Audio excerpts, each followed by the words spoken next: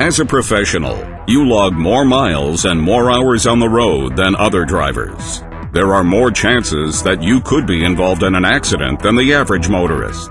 In addition, even if you're a very careful driver, there are factors such as bad weather, poor road conditions, and the actions of others that you can't control. So what should you do if you're involved in an accident? It's important to know what to do. In the next few minutes, we'll discuss what you must know when involved in an accident, who to call, what to do, and just as importantly, what not to do. We'll discuss how to protect yourself and your cargo, what's required of you after an accident, what information is needed, and what photographs, if any, should be taken to help company investigators and accident reconstructionists. The first thing to know is that all accidents should be reported. You may think that a minor fender bender is not important, but any accident, no matter how insignificant it may seem, might have consequences. Small unreported accidents could become lawsuits and potential trouble for you and your company if not properly handled and documented. Drivers can be held criminally and personally liable in lawsuits resulting from an accident. Treat any accident as a reportable event and report it according to your company's accident policy. If your company has standard accident forms, keep several blank copies handy in your truck. If you are involved in an accident, what should you do? First, stay calm. Even if you're in a dangerous situation and need to act quickly, it's important not to panic. Take some time to assess the situation and determine what has happened. Before you get out of your truck, shut off the ignition and turn on your four-way flashers. Then look around and decide what actions you must take and in what order those things must be done. No two accident situations are the same. It may be up to you to determine the most immediate need. If the accident has created a hazardous situation for anyone nearby, you should ensure they will not come to harm. On the other hand, if someone who was injured in the accident is in danger and could immediately benefit from your help, they may have to be the priority. Call 911 and report the accident to the authorities. In most cases, protecting the scene will be the highest priority. You should have already turned on your four-way flashers when you turned off your truck. Next, you should put out emergency triangles at the proper places. All professional drivers should be familiar with the Federal Motor Carrier Safety Regulations 392.22. Emergency signals. Stopped commercial motor vehicles. The regulations state, as soon as possible on a divided highway or a one-way road, you must place safety reflectors 200 feet and 100 feet behind the truck, in the center of the lane or shoulder occupied by your vehicle, and one within 10 feet of the rear on the traffic side. On a two-lane highway, warning devices must be placed at 10 feet and 100 feet behind the vehicle, and 100 feet in front of the vehicle, on the shoulder or in the lane in which you're stopped. If you're stopped on a hill or a curve, place warning devices from 100 to 500 feet behind the vehicle, so they can be seen by oncoming traffic at least 500 feet from your vehicle. When you're putting out the warning devices, hold them between yourself and the oncoming traffic for your own safety, so they can see you. If there are any injuries, be sure medical assistance is summoned. If you cannot make this call yourself, ask a passerby with a phone to make the call.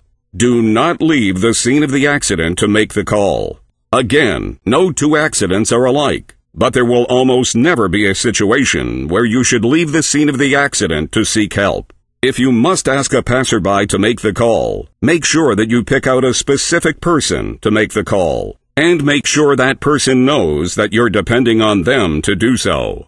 Direct that person to call 911 and inform authorities that there has been an accident, and tell them the location. Also ask that person to call your company to inform them of the accident also. A passing motorist form issued by your company can be filled out by you and will give that person the information they need to contact your company. If people at the scene are injured and you have some knowledge of first aid, try to aid the injured while waiting for professional medical help to arrive. As soon as you've secured the scene, called for help, and provided any first aid assistance that you can provide, call your designated company contact, such as dispatcher or safety representative, and report the accident.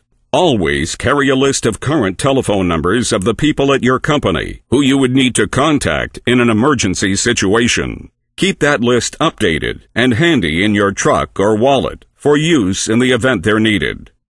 If you're carrying hazardous materials, your company should provide an FMCSA rulebook, which contains Part 397, Transportation of Hazardous Materials, Driving and Parking Rules, proper placards, hazardous materials shipping papers, and an emergency response guidebook, such as the North American Emergency Response Guidebook, which contains instructions on procedures to be followed in the event of an accident or delay. This book must include names and telephone numbers of persons to be contacted, the type of materials being transported, and precautions to be taken in emergencies such as fires, accidents, or leakages. Let the dispatcher know the location or mile marker nearest the accident scene. If mile markers are not present, tell them the last town you passed through and the direction you were traveling. Also, let them know the truck unit number, the number of persons injured, and if hazardous materials were involved. Identify only the facts involved in the accident. Do not try to determine fault. An accident scene is a stressful situation. Emotions may influence your attitude and judgment. Again, it is very important to stay calm. Do not overreact. If possible, allow some time to pass before giving statements to anyone. Give yourself time to clear your head and organize your thoughts. It's not your responsibility to determine who was at fault. That determination will be made by other professionals trained to evaluate and collect accident information. Be aware that most newer model vehicles, including large trucks, carry electronic data collection devices, or black boxes. These devices collect data such as vehicle speed, fuel consumption, and much more. The information from these devices can be downloaded from the vehicle after an accident and used by authorities and accident reconstructionists to recreate the accident scenario. Many companies have specific policies and rules as to how this information is retrieved and handled. According to FMCSA 390.5, for an accident to be DOT reportable, there must be an involved vehicle that cannot leave the scene under its own power, someone requiring medical treatment off-site, or a fatality, or the truck driver received a citation for a moving violation as a result of the accident. If the accident is DOT reportable, someone may accompany you to a nearby hospital or clinic for drug and alcohol testing, required by the Department of Transportation. This person may be the claims adjuster or other person determined by the truck company policy. Who should you talk to at the accident scene? There are people at the scene you must communicate with, and others you shouldn't. Of course, you must talk with the investigating authorities. Cooperate with them in a polite, professional manner. Remain calm. If required by law enforcement authorities to give a statement, relate only the facts of the accident as you know them. Depending on the seriousness of the accident, the company may send an attorney, claims adjuster, or company safety representative to the scene. It's okay to talk with these people. They represent you and your company. Don't give opinions about the actions of other people involved in the accident. Describe only the events of which you have first-hand knowledge. Do not give recorded statements at the scene. Do not speculate or guess about what happened. Do not talk with the media, such as television, radio, or newspaper reporters. Do not talk with bystanders or other people involved in the accident about the circumstances that led to the accident or specific details of the accident. It may be necessary, of course, to ask bystanders for help in an emergency situation, and it may be appropriate to speak to others involved in the accident if they're in need of medical attention. However, if you do speak to an eyewitness to the incident, be sure to get information about that person, such as their name, telephone number, address, vehicle license plate number, etc., so that person may be contacted at a later time by company accident investigators or officials. A very important aspect of the accident reconstruction process that may be performed by the driver is the taking of photographs of the accident scene. The trucking company may issue each driver a camera capable of taking these photographs. Check with your company's policy as to your responsibilities with regard to taking photographs. If supplied by the company, the camera should be kept in the truck and handy at all times. Be sure to protect the camera so that it can be used when needed. Never store it on the dashboard where sun and heat will damage the film. Periodically check the expiration date on the camera. If the expiration date is passed, get another one. The photographs you take of the scene are very important. Sometimes you're the only company representative on the scene who can get photos of the vehicles involved while they're in their final resting places. These photos may be very important to company representatives and the accident reconstruction team in determining how the accident happened.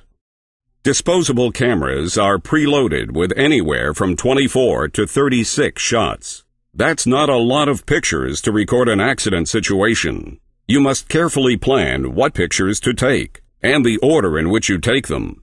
Be aware of other traffic while you're photographing the scene. First in importance is the final resting spots of each vehicle involved in the accident. Photograph the vehicles in relationship to each other. Try to show all the vehicles involved in one shot, if possible.